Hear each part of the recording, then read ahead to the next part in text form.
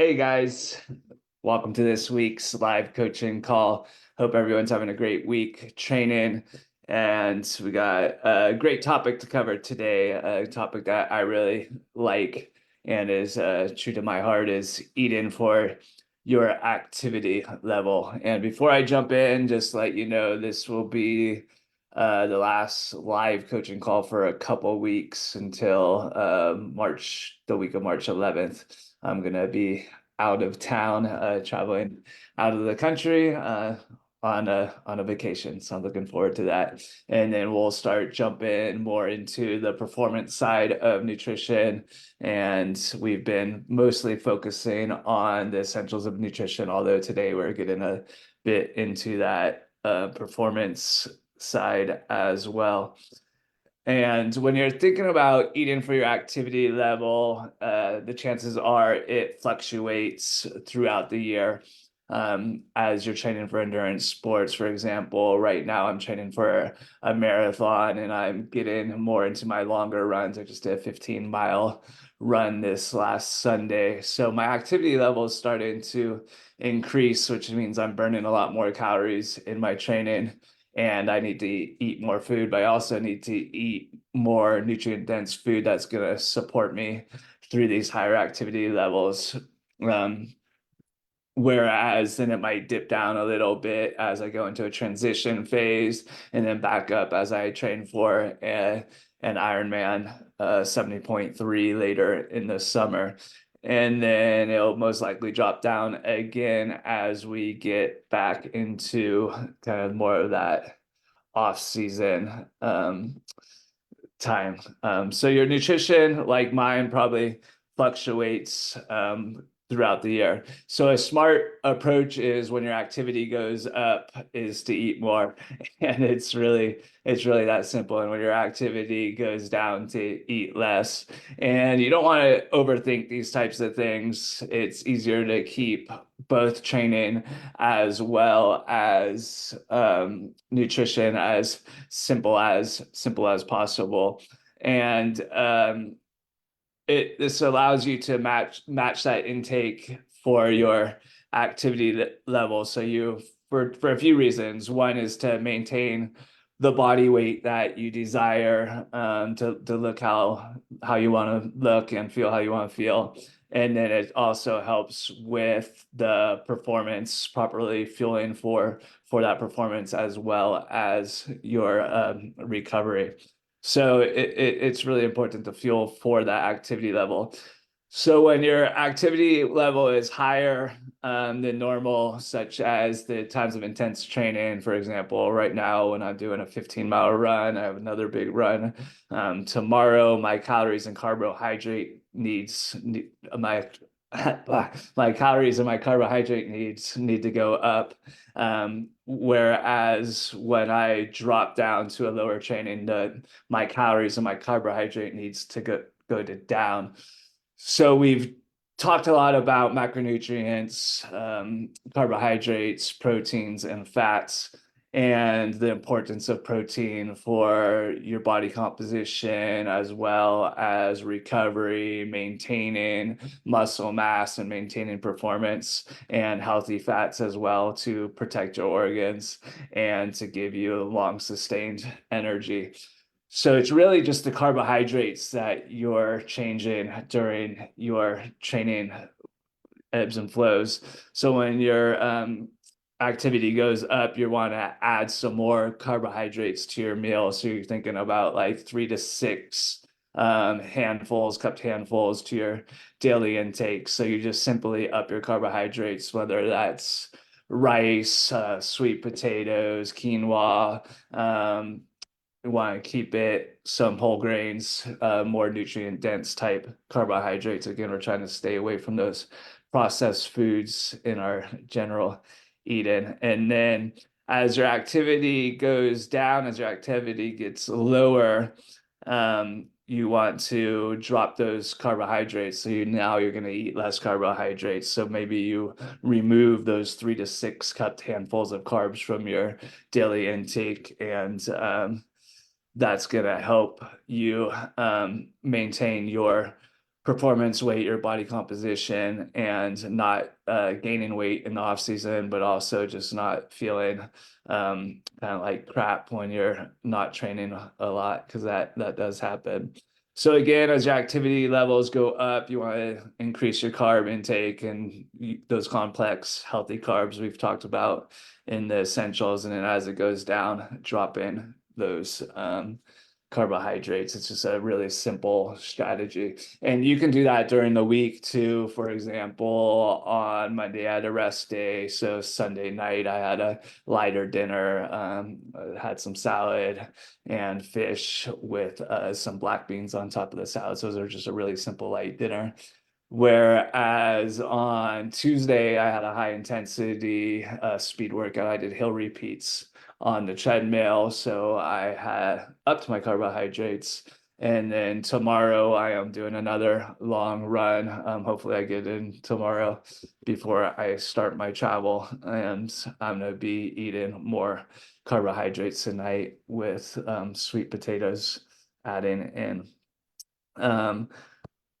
Let me share my screen here quickly with you. So there's a type of dinner, a meal that works really well for endurance athletes. And let me share it. So hopefully you guys can see my shared screen, but basically it's a build your own bowl. I eat this a lot in my household, our kids as well as my wife. It's just a simple way to eat food. In the US, we think a lot about plates, but when you use a bowl, it's really easy to control your portions for one, and it's really easy to switch out your macronutrients. And of course, I eat plates of food as well, but we do bowls a couple times a week. And one of our go-to ones is a salmon bowl or a poke bowl, where if I'm in my training, for example, I'm doing the 15-mile run tomorrow, I would fill this up with mostly rice. Then I would put some cucumbers, carrots, bell peppers, avocados for my healthy fat. I eat a lot of avocados, maybe some cabbage, tomatoes, and then the fish, and then some soy sauce and sesame oil, and then I'll eat that. So that'd be a high carbohydrate meal, but it's also giving my proteins, my healthy fats, and all my micronutrients, all my vitamins from those vegetables. Where if you took that same meal, for example, I would, if I wasn't working out, it was the off season, or I just felt like crap and I haven't been on top of my nutrition, I'd fill it up with spinach and salad, and then I would put the fish on top, and then also add in those cucumbers, the bell peppers, the carrots, the avocado, and the tomatoes. So now it's a very low carbohydrate meal. There's still carbs in it. People often forget vegetables and fruits do have carbohydrates. They are carbohydrates. So it's just a lower carbohydrate meal, but it's also lower calorie, but it's super nutrient dense. So there's a lot of different bowls. They call them burrito bowls. You got salmon bowls, you got poke bowls, burrito bowls, and you can just really change it up to your training level and your activity level. Another example would be a burrito bowl. So if I had a big race tomorrow,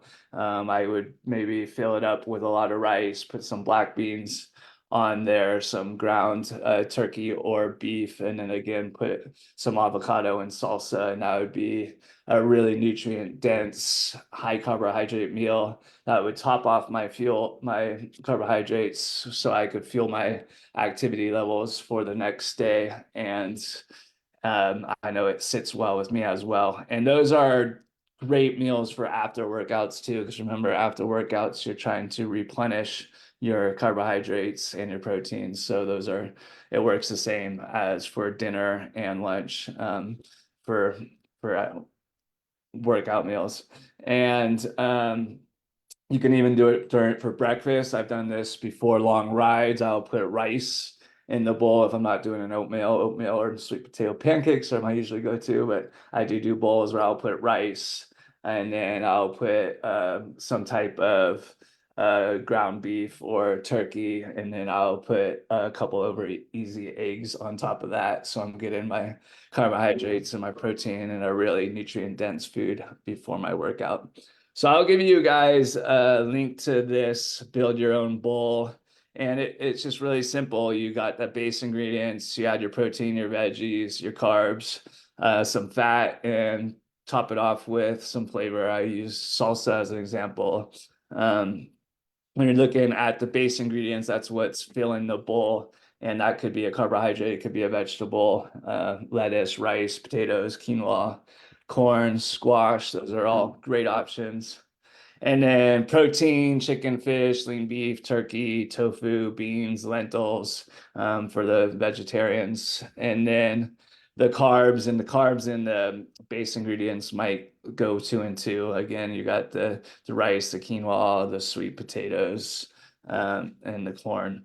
And then veggies, just the whole rainbow of veggies. The more colors you can eat, the better. All the different colors give you more vitamins and minerals and help you with your health and your energy. So you got, I listed off pretty much all the vegetables, carrots, cucumbers, cabbage, everything. And then fats, avocado, like I said, is a great healthy fat. I like it. Peanut butter is another good one. Olive oil, olives, tahini. Tahini is great on like a Mediterranean style bowl. When you're looking at flavoring, like the Mexican bowl, the burrito bowl, I like this yogurt ranch dressing that you buy in the store. It's super healthy, super flavorful, and you can put that on top of the bowl. Barbecue bowl, you put a little barbecue sauce. Thai bowl, Thai peanut sauce. It's just really simple, and you can throw anything into it, and it's a great performance bowl that you can add to your diet and see how that works. And that will help you fuel for your different energy levels. So again, just to recap, just think about when your activity is low, you want to eat less carbohydrates. And when your activity is higher, you can eat more carbohydrates. And that's even if you are more of a low carbohydrate type athlete, you're still going to need some carbohydrates. So you'll add in some beans, some lentils, some quinoa, to up those carbs. So that covers this week's topic. Eat for your activity level. If you have any questions, put them into the Facebook group, comment or contact me. I'm happy to answer any questions you may have. Other than that, have a great weekend of training. Happy Friday tomorrow. And again, I'm on vacation for the next 2 weeks. Woohoo! Gonna get some runs in and some warmer weather, so I'm looking forward to that. And take care, everybody.